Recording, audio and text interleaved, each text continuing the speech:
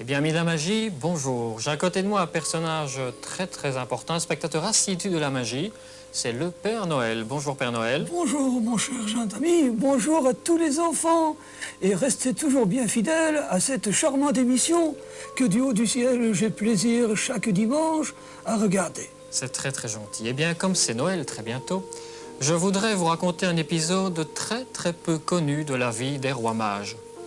C'est très amusant les rois mages. Et bien voilà. Je les côtoie fréquemment, vous savez, dans le ciel. Et ce sont des personnages tellement attachants que je suis très heureux que vous allez pouvoir nous en parler. Eh bien, comme vous le savez très certainement, les rois mages étaient trois. Il y avait Gaspard, Balthazar et Melchior.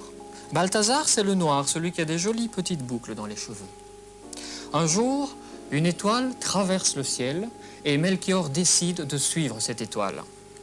Alors regardez bien, magiquement, sans rien faire, Melchior fait demi-tour et part à la poursuite de l'étoile. Très peu de temps après, tout aussi magiquement, c'est au tour de Balthazar de faire demi-tour et de suivre Melchior qui suit lui-même l'étoile. Vous suivez jusque-là? Très facile.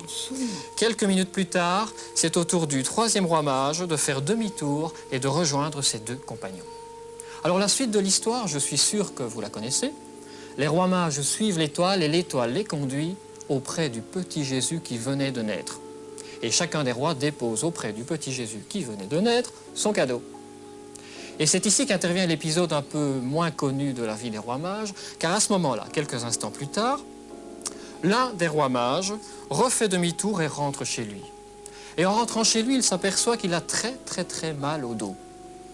Alors il réfléchit un petit peu, il se rend compte que le soleil a brillé toute la journée pendant tout le voyage, et malheureusement pour lui, et forcément bien sûr, il a attrapé un gros coup de soleil dans le dos, c'est pour cela qu'il a le dos tout rouge.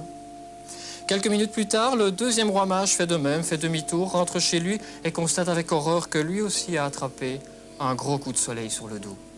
Et bien sûr, le dernier roi mage, puisqu'il a été avec ses deux compagnons, lui aussi a le dos tout rouge, tout brûlé par le soleil. Alors les voilà très malheureux, nos amis les rois. Ils se demandent que faire quand tout à coup, l'étoile retraverse le ciel.